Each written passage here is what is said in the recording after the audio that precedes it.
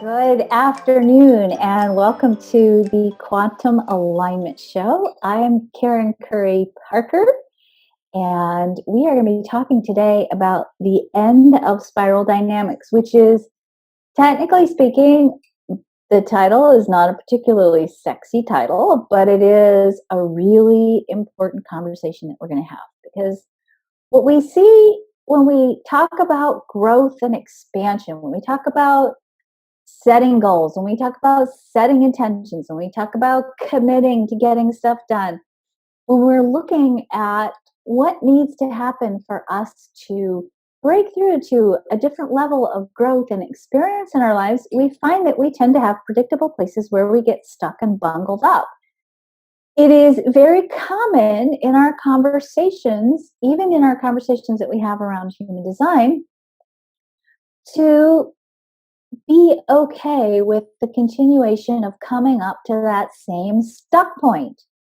And what I really want to talk about today is that if you keep hitting a different version of the same wall, an up-leveled version, we'll have it, of the same wall, it might be for a different reason than you might think. And I want to explore today where that spiral that you keep going around, maybe in bigger and more expansive ways, where is that spiral for you and what's on that spiral, and what do you maybe need to explore more deeply to really set yourself free from the spiral in general, so that you're not continuing to go around and around and around. So here's our beautiful graphic, right? The end of spiral dynamics.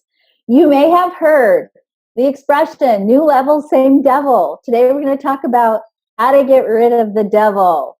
Okay, so devil be gone. We're not going to have new level, same devil. We're just going to have new level, no devil. All right?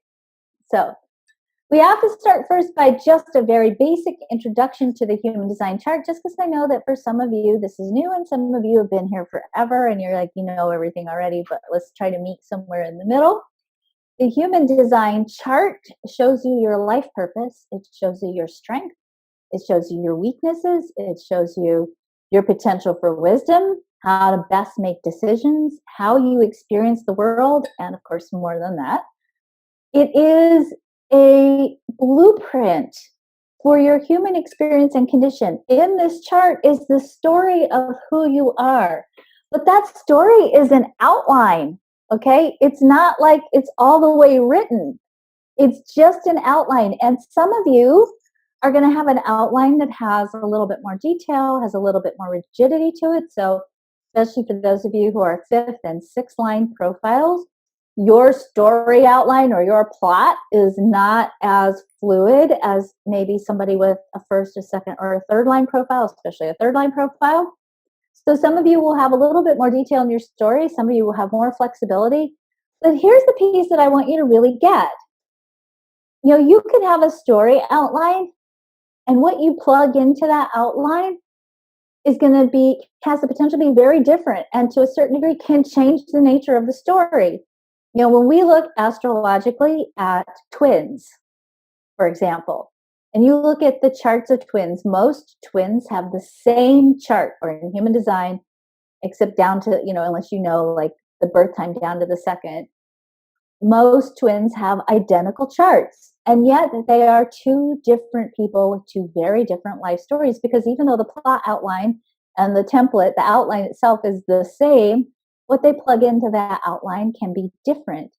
You have control over what you choose to put on your outline. And so even though there may be predictable places where you are designed to push against yourself, every chart has what I call a conundrum in it.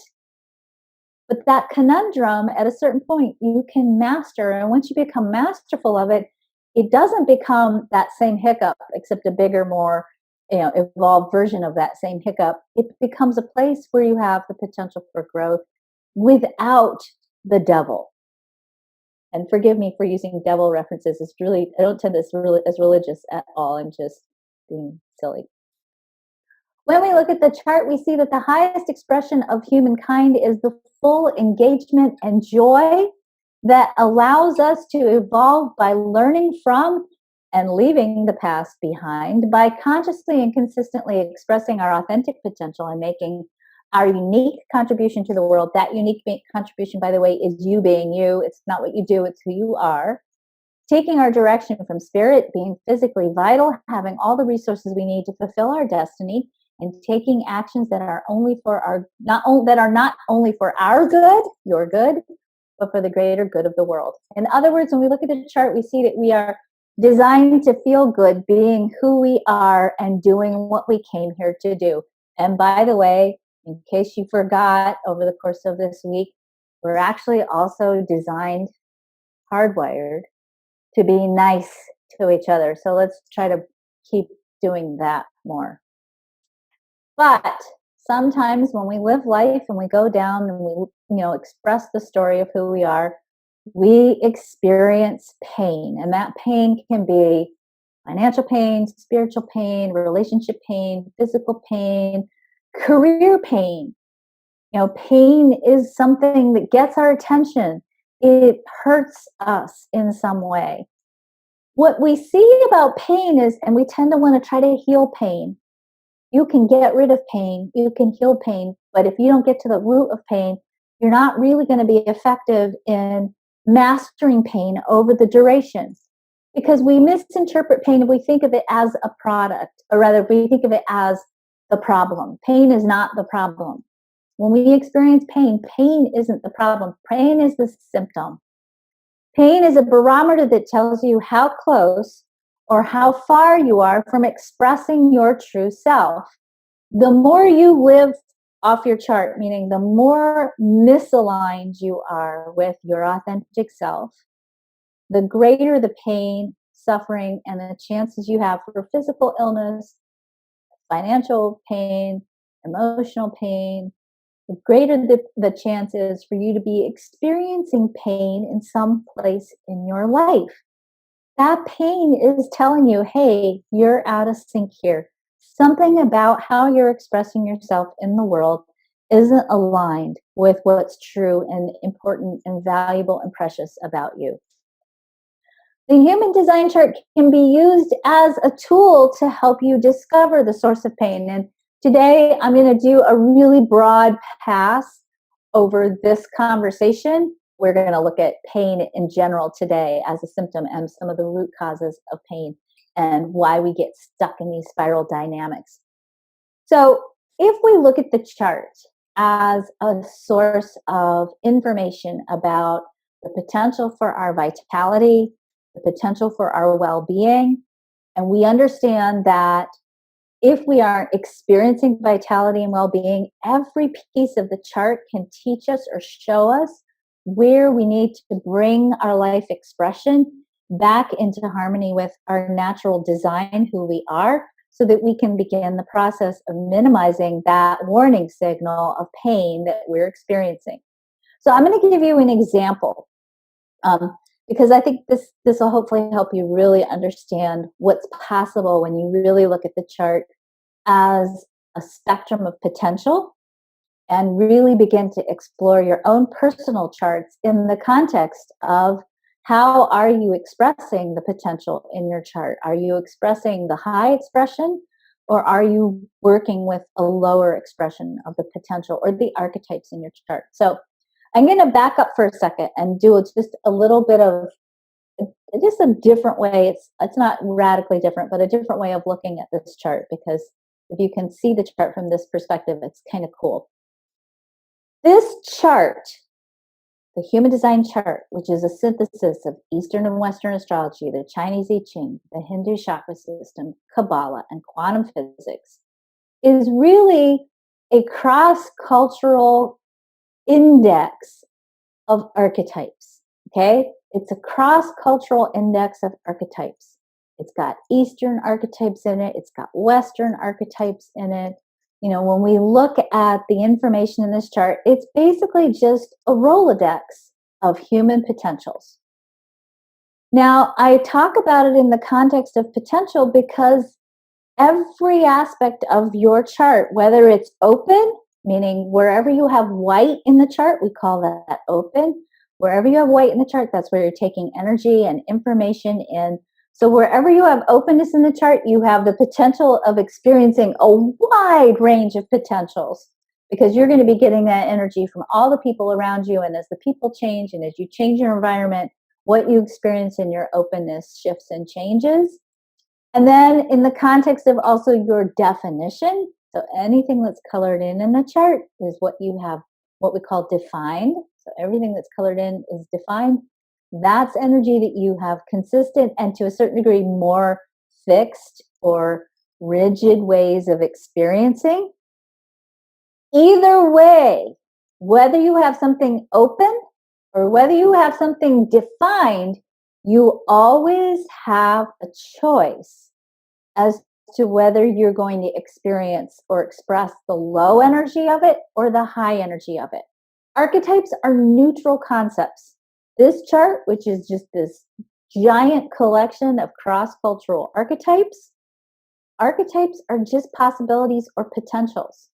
They're just characters in your story, or parts of the character that you are playing in your story. Those characters can show up in lots of different ways. So let's look at the character of the second line in the profiles, the hermit, right? You can have somebody who is a hermit who consciously and deliberately, with great awareness, takes time every month to go into retreat for 4 days, to deliberately connect with their inner self, to nurture themselves. Maybe they go to a spa or a meditation retreat, or maybe they just take their tent out into the wilderness, and they use that hermit energy to restore and replenish their connection to source and their own personal vitality. That's one way the hermit energy could get expressed.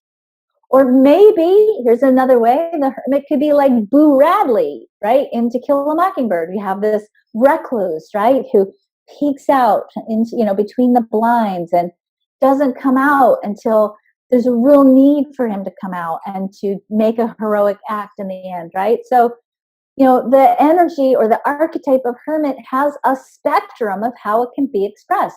Everything in your chart exists on a spectrum.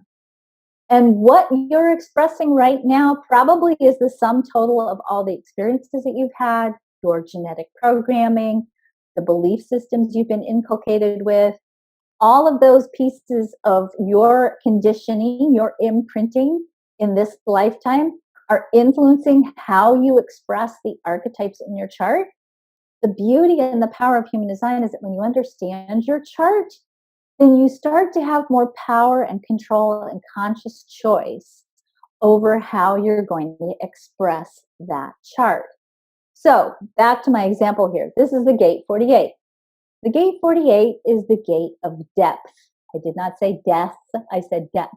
Okay, so it is an archetype that needs depth and information. This is the perpetual student archetype, right? This is the curious archetype. Somebody who has the gate 48, they want to know everything.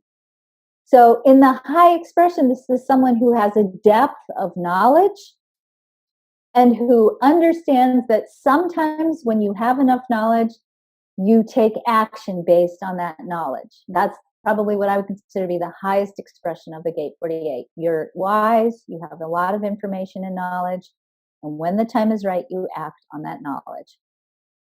The low expression of this gate is inadequacy. And many of you, I'm assuming, probably experience this energy. I tend to attract a lot of people who have this because it's an electromagnetic to my enthusiasm, my 16, the other side of this channel. So the low expression of this gate is the fear that I don't know enough, I don't have enough experience, I need more training, I need to study more, I can't do this because I'm not ready yet. So we have this wise person who seeks a depth of knowledge, and in the low expression questions and doubts their own wisdom, their own depth of information. Okay?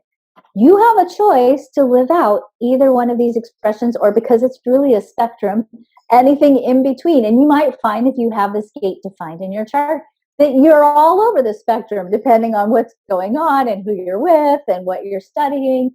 You're not always going to sit in one place on the spectrum. It's a moving potential. but you will tend to shake out, usually more at one end or the other or in the middle. When you understand your chart, you start to understand how you can begin to make choices around bringing out deliberately and with awareness the highest expression of all the characters in your chart. Now, as I said, the human design chart is a map, and that map has many layers. So the first layer in that map is what I call the resiliency keys, which we're going to talk about today.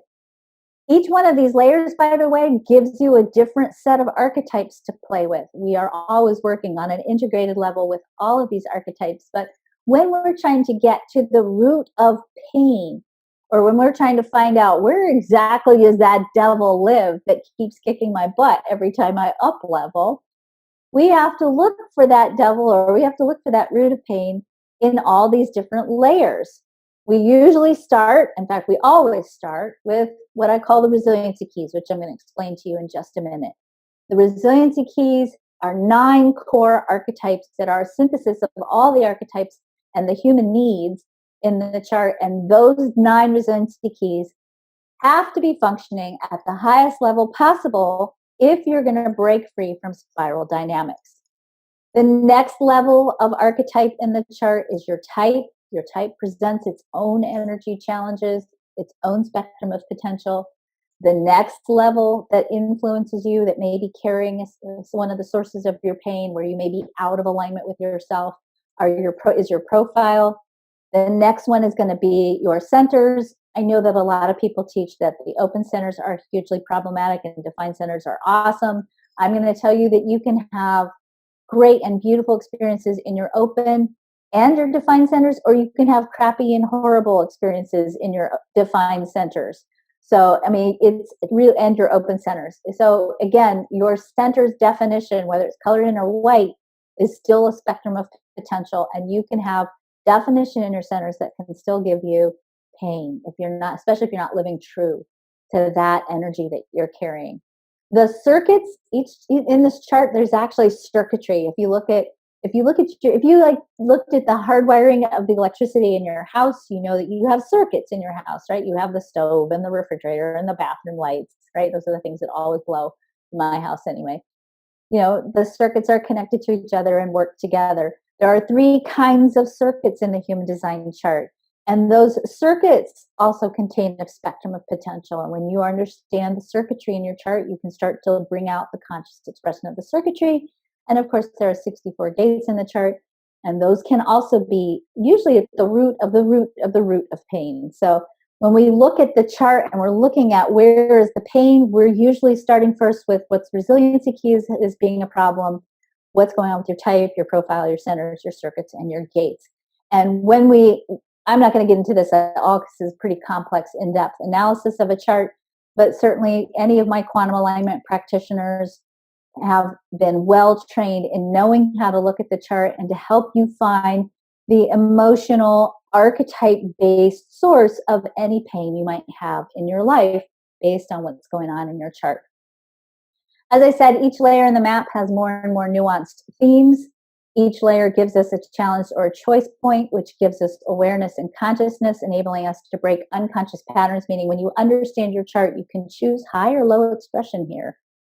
We all have built-in choice points in our design, and sometimes our life experiences trigger choice points that aren't even inherently ours. This oftentimes will come from our genetic lineage and our imprinting.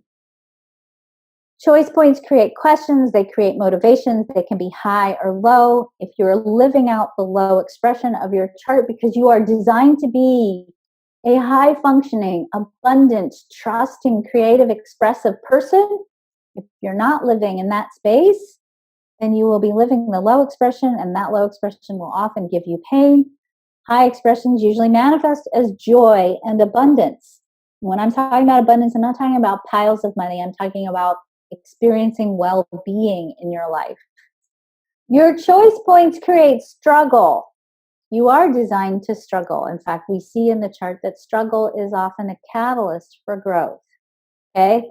But you are not designed to suffer or be in pain. In fact, suffering and pain aren't even on the human design chart, yet we keep sticking ourselves back into those places because we haven't worked with the top level, the 9 resiliency keys, to be able to consciously draw out higher expressions of our potentials.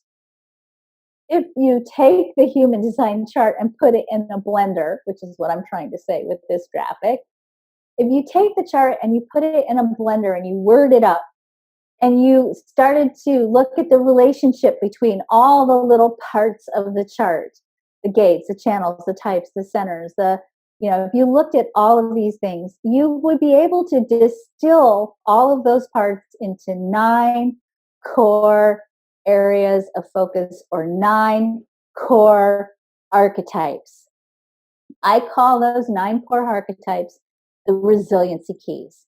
The resiliency keys are rooted in human design and also rooted in concepts from human development. In other words, children, as they grow up, become healthy adults if they learn how to express the highest aspect of these 9 core archetypes.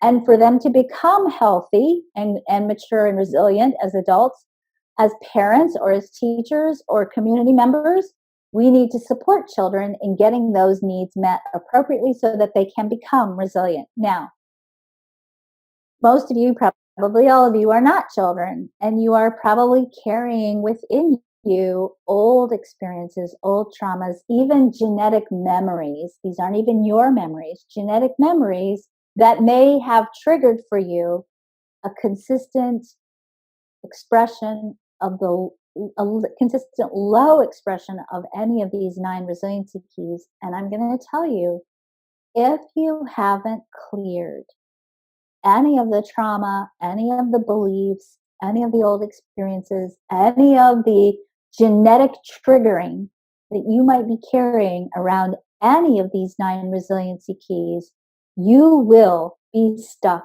in spiral dynamics. Because more than anything in the world, your beingness wants to heal these 9 core archetypes.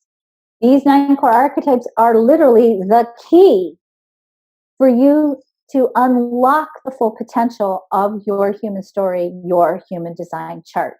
And when you elevate the expression of these 9 keys, it's literally like opening the door to having a much higher degree of freedom and choice over how you're going to express yourself and your potential in the world.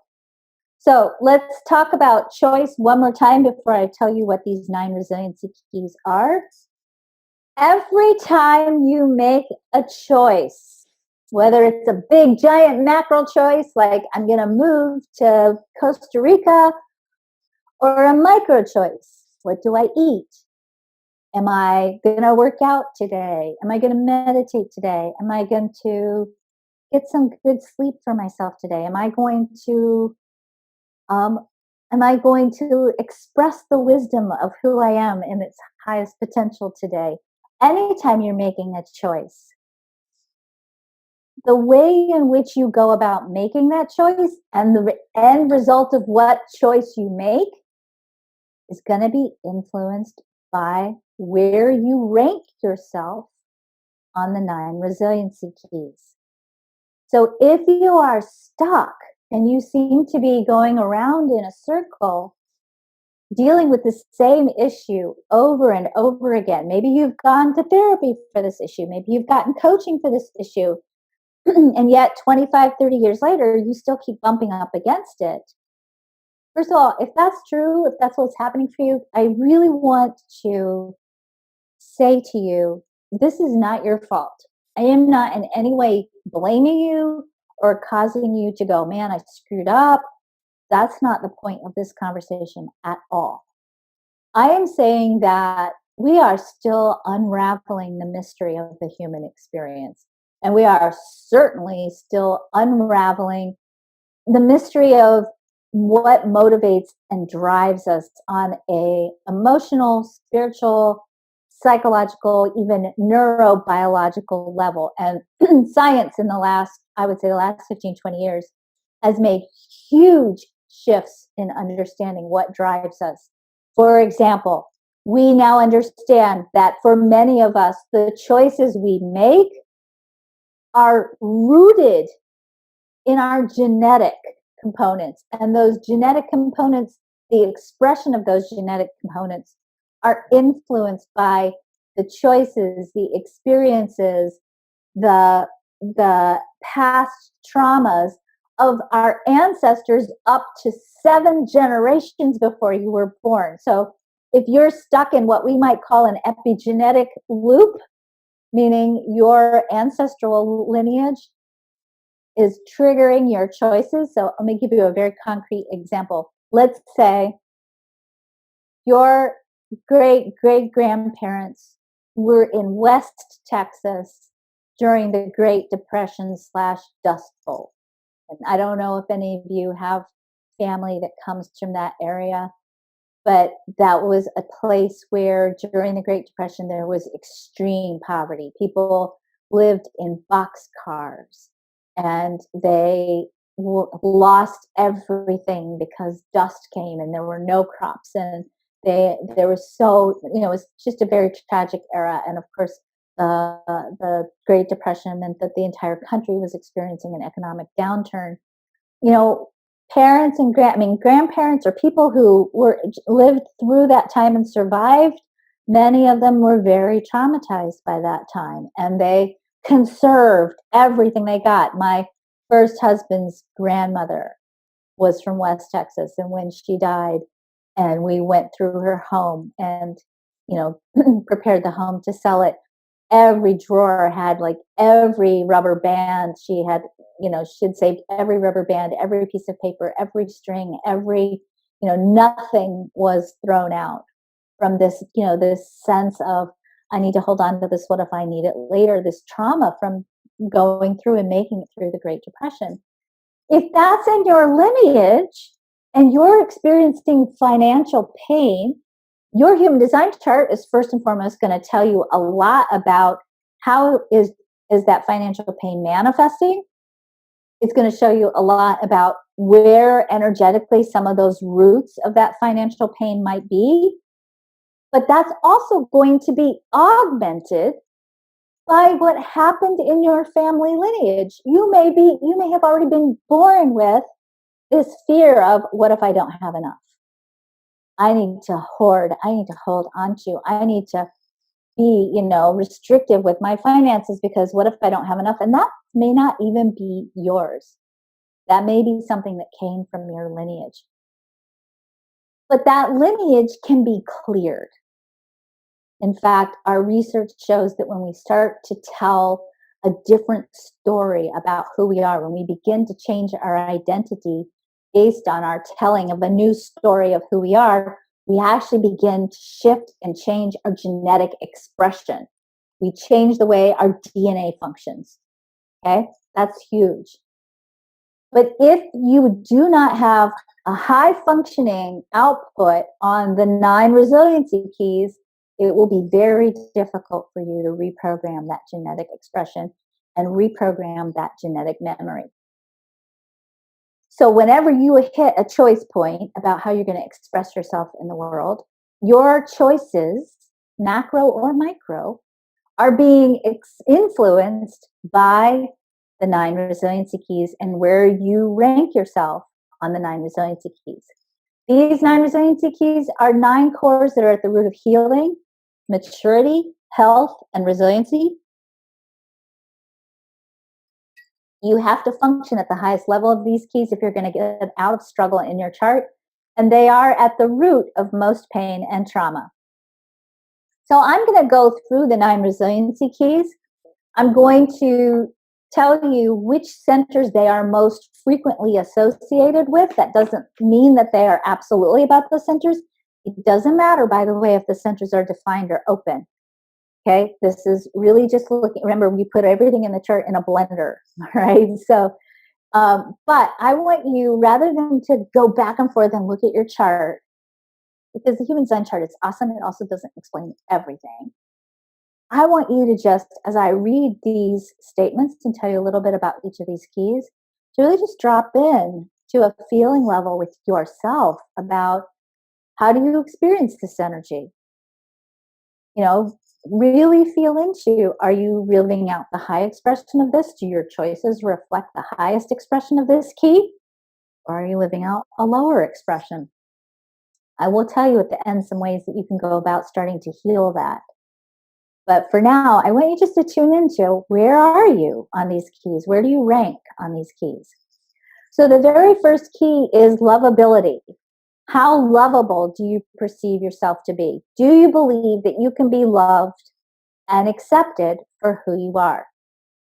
If you don't perceive yourself as being lovable, it has the potential to compromise a lot of your choices.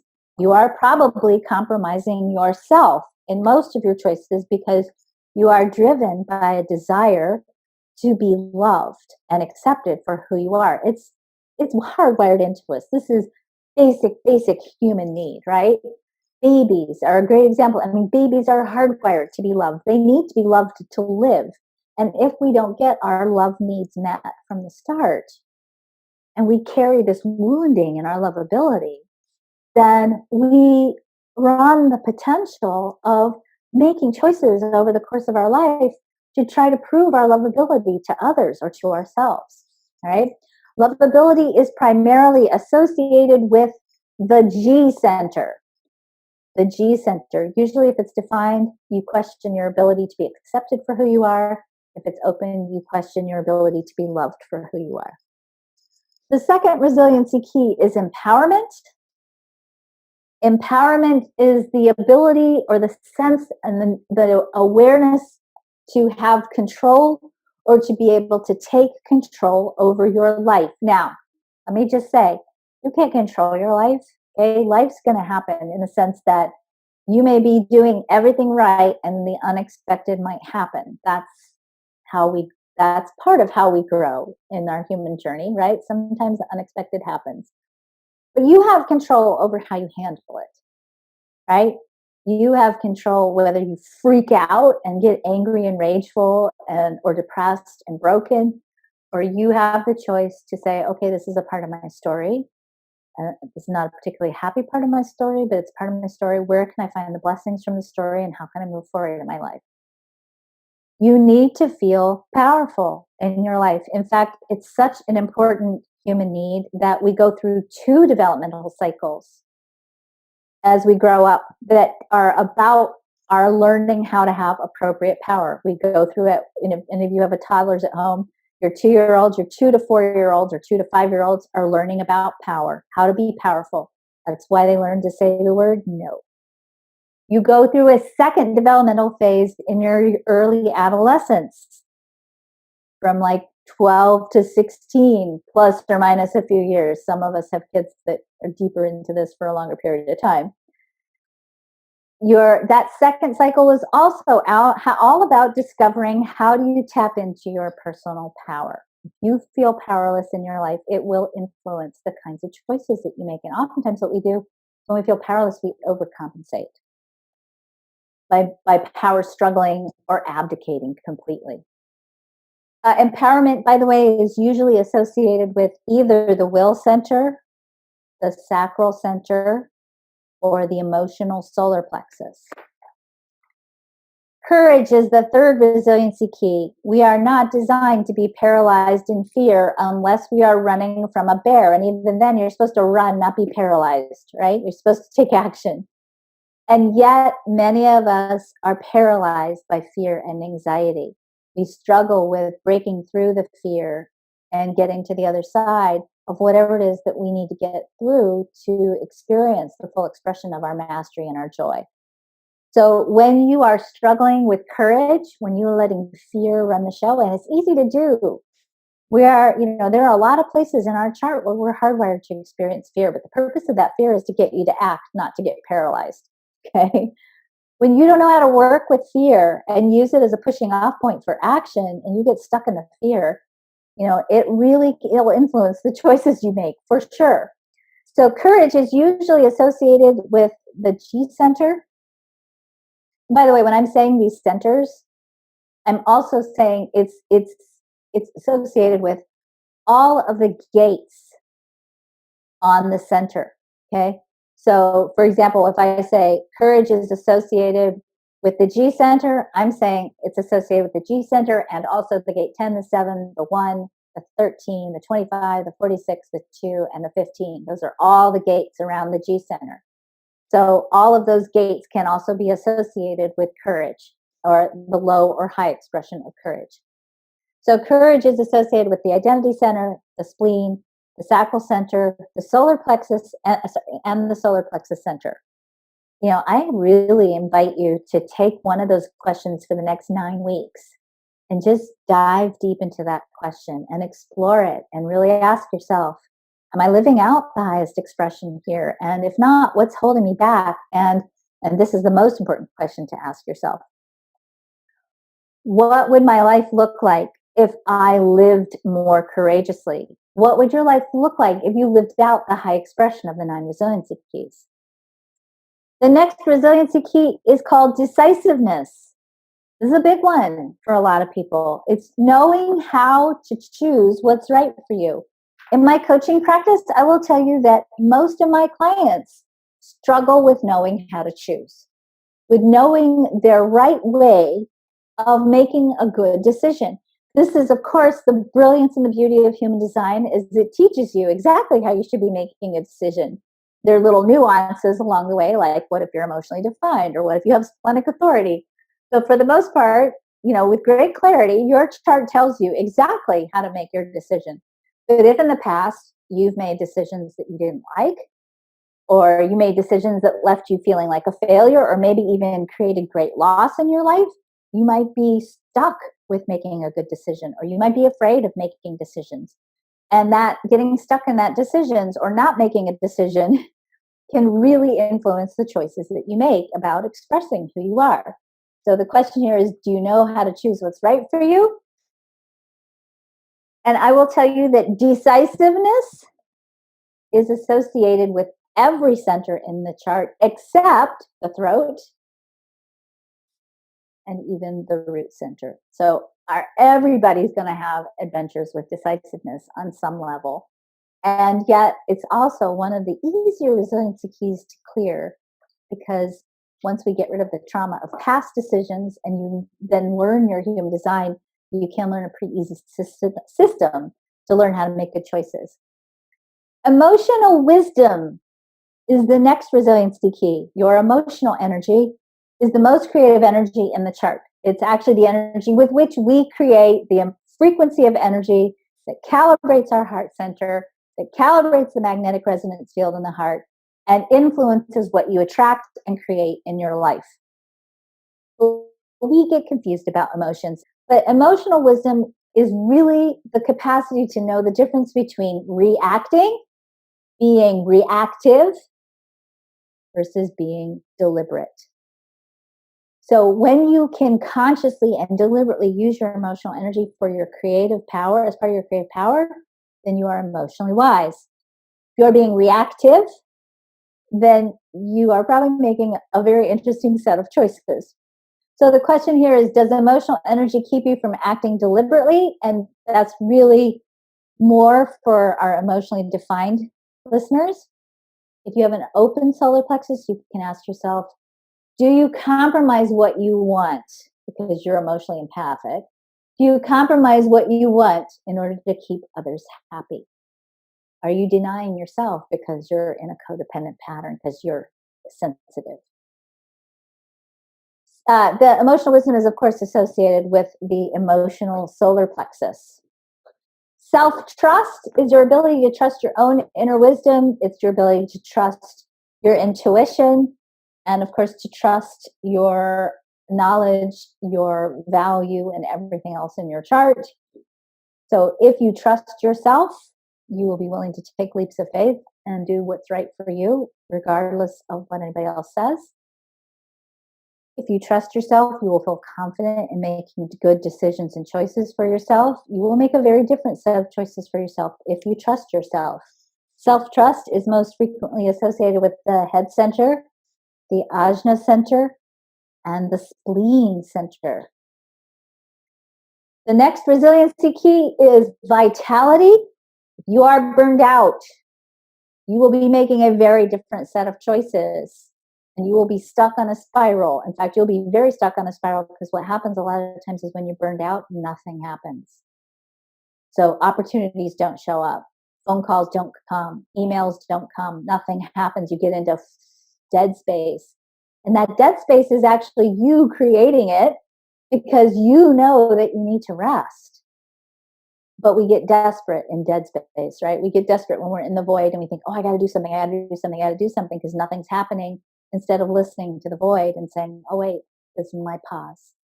This is my time to recalibrate my energy, to nurture myself, to get on the couch, to rest, to take naps.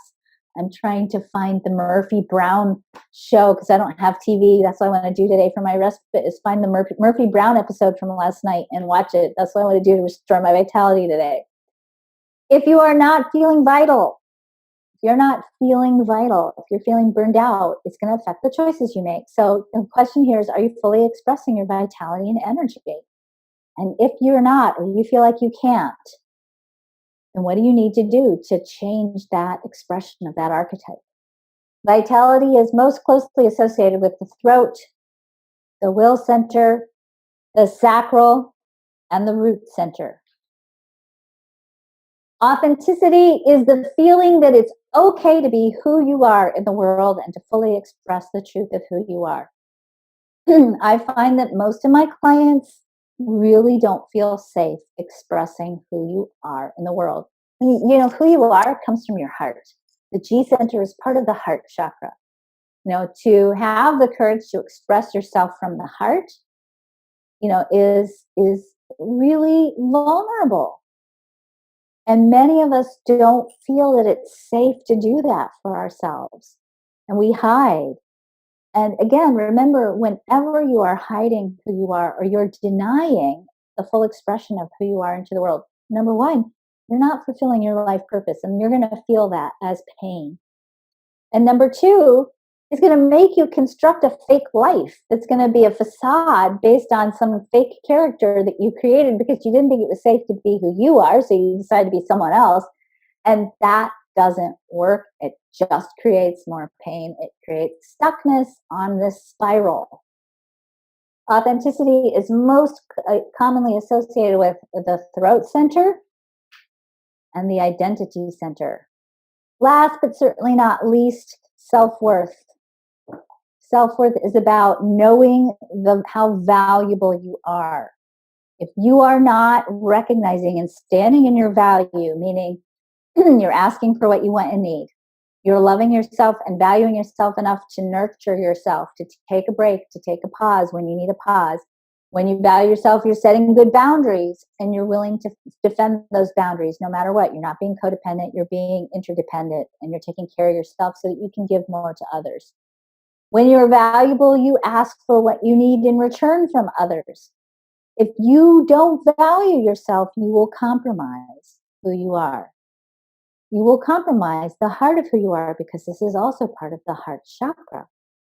And you won't let yourself gain in exchange for who you are the value you need to sustain yourself in the world. And you'll make a very different set of choices. So these are the 9 resiliency keys. I want to look at this just as an example in the context of body image. I would just want to say that in my experience over the last year in particular, in working with the resiliency keys and working with integrated techniques to help people clear whatever pain and trauma they're experiencing in the resiliency keys, I have found that not loving your body or being traumatized in your body by life experiences doesn't just affect your body. Maybe that's a big shock. Maybe that's not shocking to you. It was hugely shocking to me. And what I found was, and this surprised me a lot, I've seen this a lot when I've done weight loss courses or when I've done health and healing courses.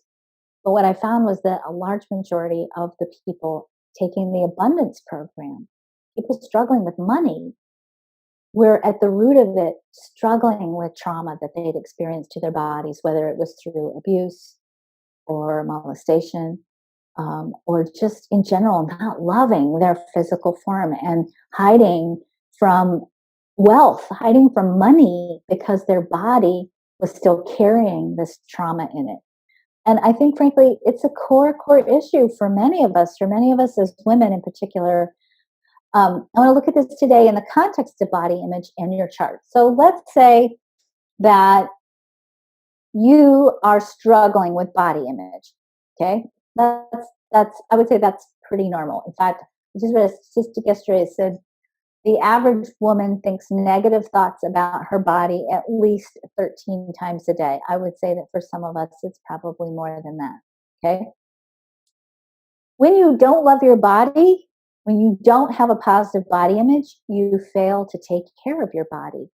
So if you have been putting off exercising, or you don't eat as well as you know you should, or you don't sleep enough, or you don't nurture your body in the way that you think you should, or maybe you talk badly about your body. If you're not loving your body and taking the actions necessary to maintain the well being of your body, you may have at the root of that lack of following through on good body habits a challenge with body image. Now, that you have, let's say that um, you have a defined G center. That's the diamond in the middle of the throat. And let's say that you have the channel 1-8. That's the channel that connects the top of the point of the diamond to the throat center, defined. Let's say that's colored in on your chart. So you have a defined G, defined throat, you have a channel 1-8 in between there.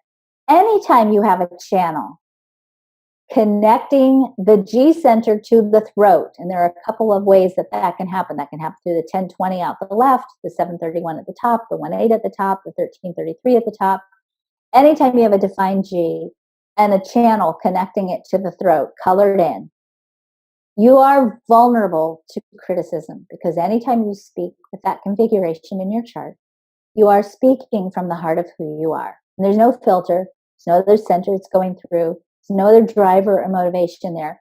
And what you really want at the root of all of your communication when you have that configuration is the desire to be accepted for who you are. So the 1-8 is individual circuitry. This is the energy of somebody who is a creative role model. You're here to be different if you have this channel. If over the course of your life, you've expressed your unique self into the world, and people have said to you, oh my God, why can't you just be normal?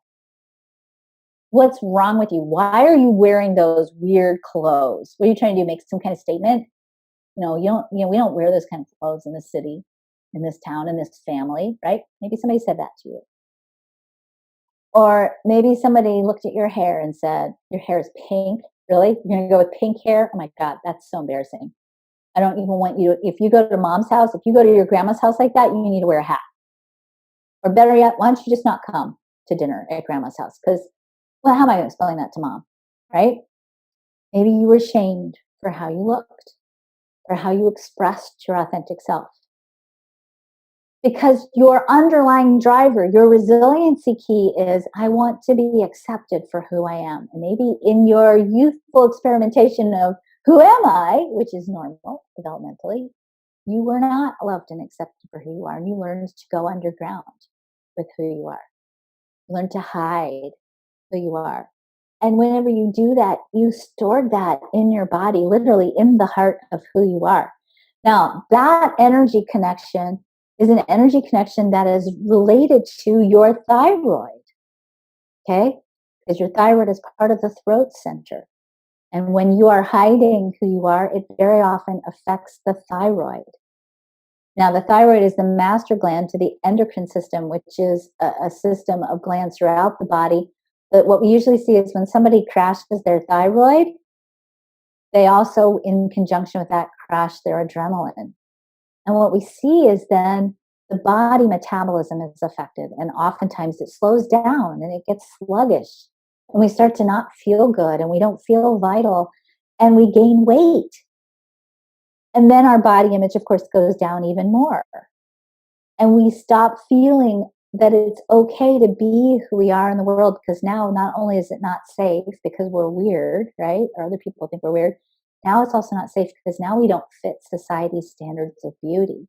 we're less than. So then we become hermits, or we hide who we are in big clothes, or we don't take care of ourselves and we rationalize hiding out in front of Netflix because we don't feel safe to be who we truly are in the world.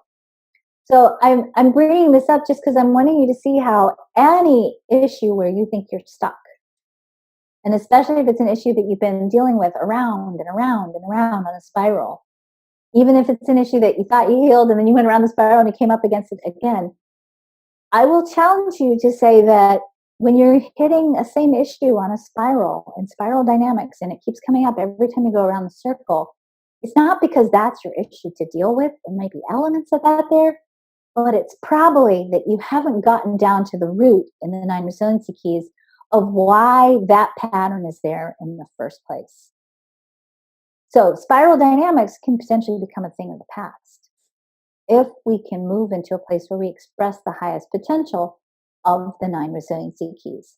The quantum alignment system training, so that you can look at ways in which you can take these 9 resiliency keys and add them to your coaching practice or your healing practice. Or, as I said, if you want to become a healer yourself, you will get the training to use this system in conjunction with the emotional freedom techniques, human design, and subtle body therapies that we have custom created that support our clients and you guys in really clearing on multiple levels, on a genetic level, on a behavioral level, on an energetic level, clearing any place where you're not expressing the highest potential of who you really are. And thank you all very much for joining us. And next week we'll talk more about sources of pain in the chart. That's not a very exciting topic. We'll talk about maybe how to get out of pain. That's better, right? So next week we'll talk more about how to make a different set of choices and getting out of pain. Have a great weekend, you guys. Bye.